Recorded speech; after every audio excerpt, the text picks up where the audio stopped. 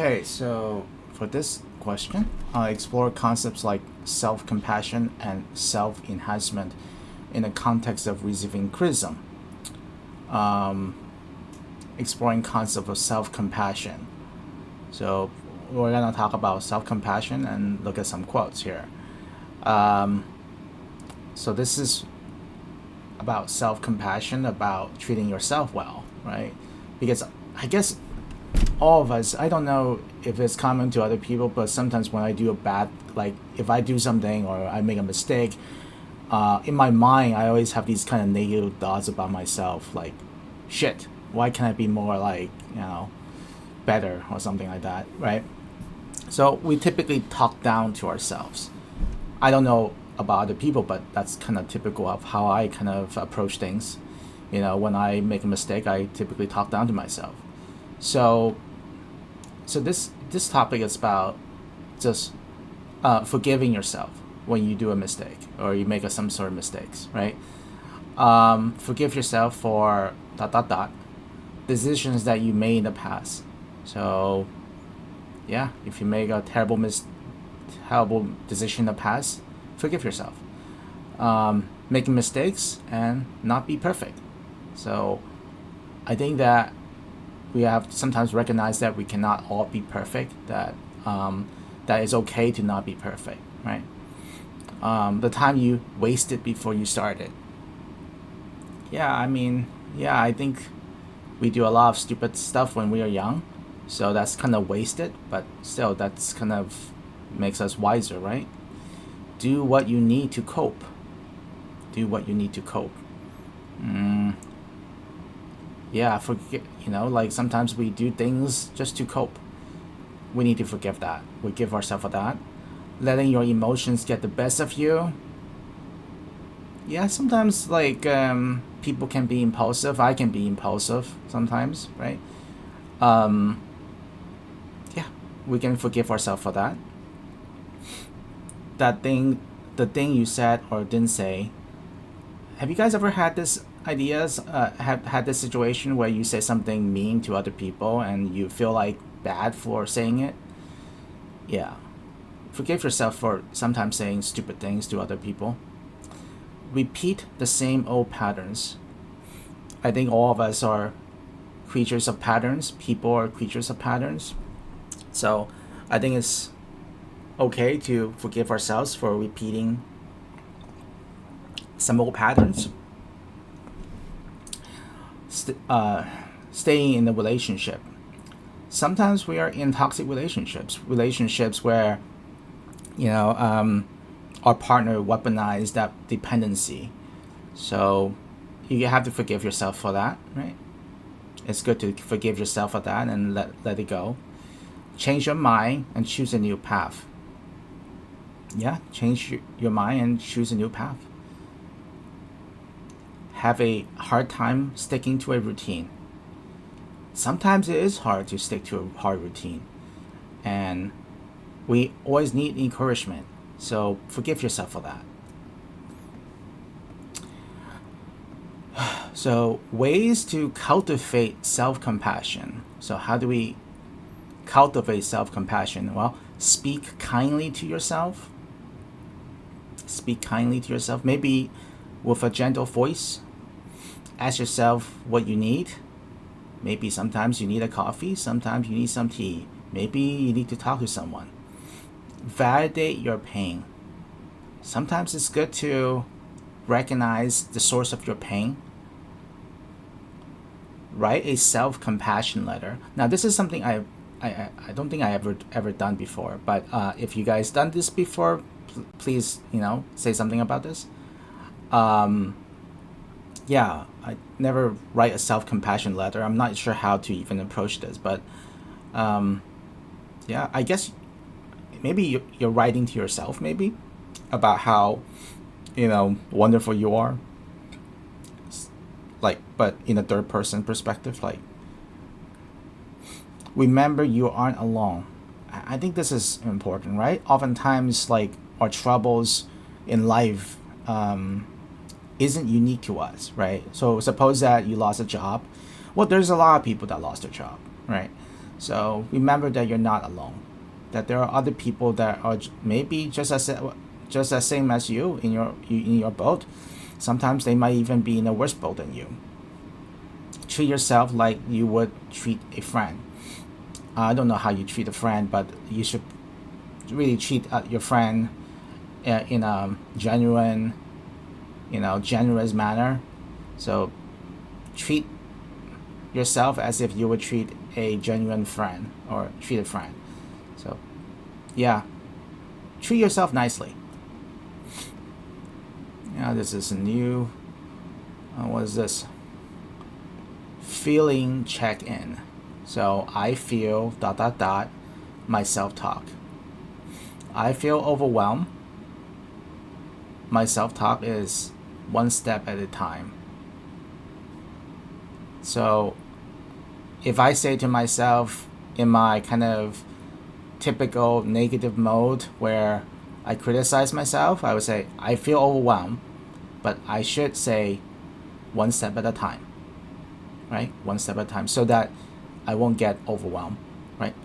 If I feel stress, I say to myself, I have permission to relax. If I feel stressed, I have permission to relax.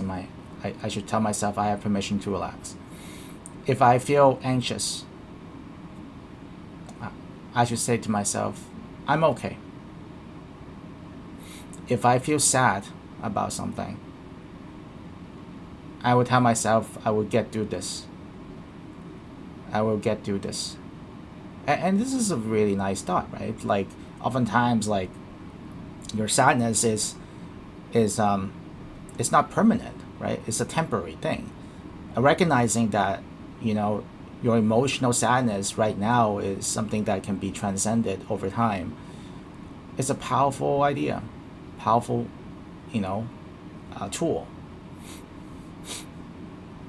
That I feel angry right now. I should tell myself, anger isn't bad. Anger isn't bad. So I guess this idea is that you shouldn't, even though you're angry, you should recognize that it is not inherently bad. I feel drained. So maybe a drain means I feel exhausted, right? I should say, I'm allowed to rest. I feel burnout. It means that you're super drained. Then it says, my needs matter. So my needs matter. So there are some things that I need. I need just affirmation of what I need, right? If you feel burnout, I feel upset, right? It's I should say to myself, my feelings are validated. Yeah, I feel upset. I should say my feelings are validated. I feel lonely. I should say to myself, I am lovable. Okay, so have a discussion about this. So this is a very fascinating picture here. So from this angle, looks like a spiral. It looks like a two-dimensional object, right? Two-dimensional structure. It can feel like you're going in a circle. So you're going around a circle in your head. There's negative self-doubt, negative self-talk, right?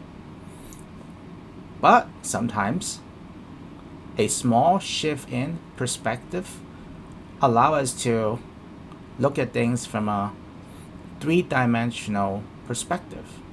So it is a spiral, but it's a three-dimensional spiral. It's all it takes to see progress you're truly making, right? So maybe I think this diagram is trying to convey is that when in our worst self-criticism of ourselves, we only need to change or shift our perspective to see the positive in what we're doing in ourselves, right? So from a two-dimensional object structure to a three-dimensional object structure.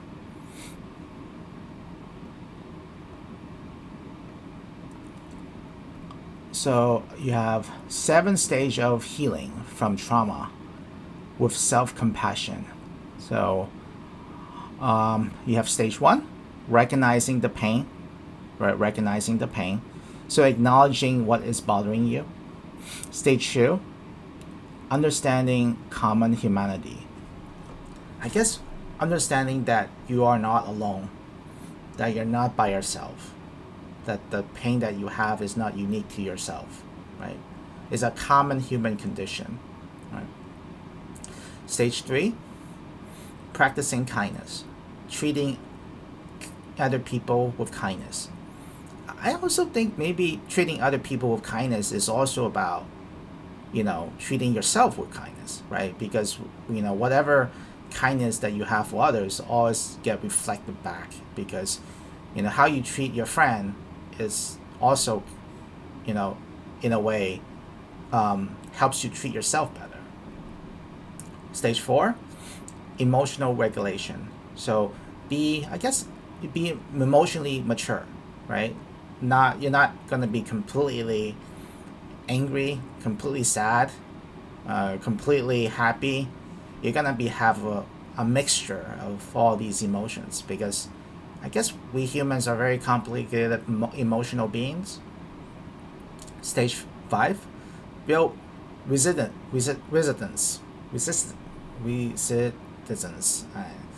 Build resistance. I don't know how you say this word. Building resistance. I think, what does that mean? Getting back up, maybe, like if you're like hurt and you fell, and maybe it's about getting yourself back up again, right? Stage 6 is about forgiving yourself, right? Let's say you make a mistake and you forgive yourself for your mistake, right? And stage 7, embracing self-worth, like understanding that you yourself have inherent worth.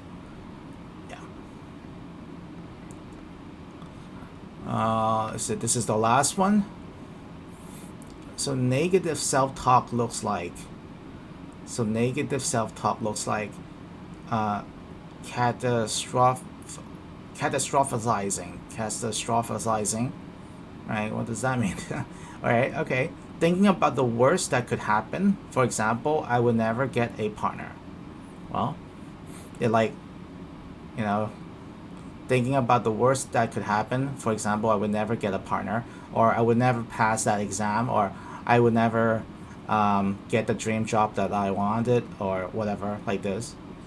I think it's about framing, right? Thinking about that you would never be able to do certain things, right? It's like, I think this is very human condition.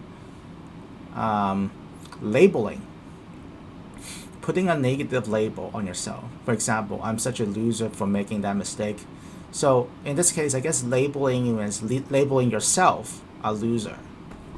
So if you label yourself as a loser, this could be problematic. Maybe try to avoid labeling yourself any particular negative ways.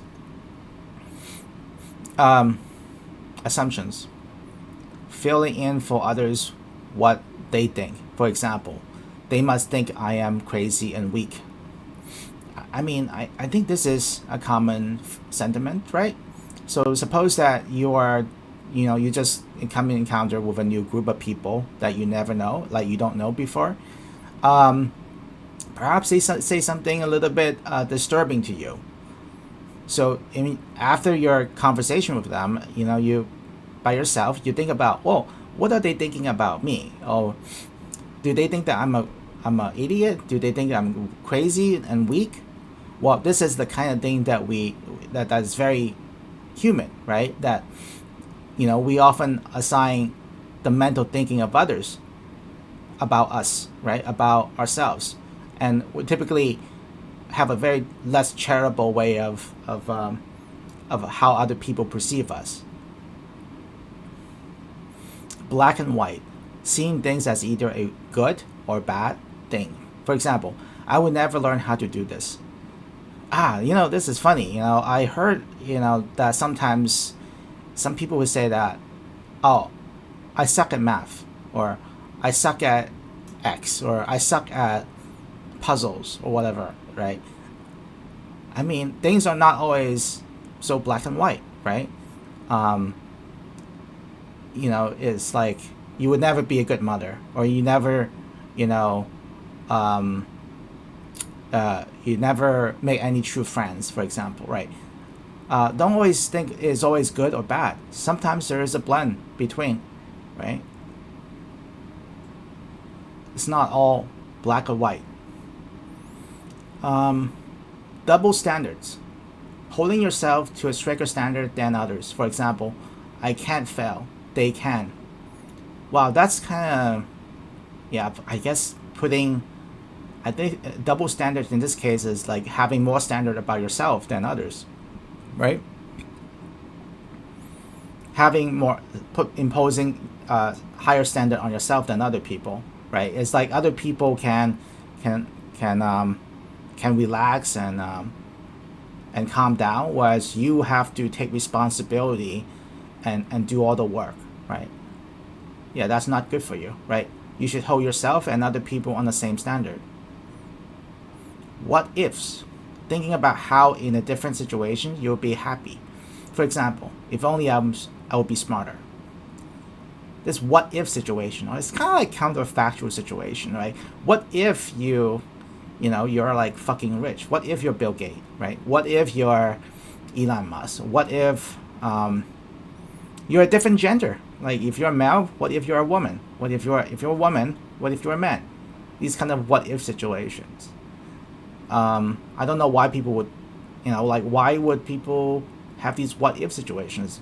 Maybe they are pondering situations that could have been, but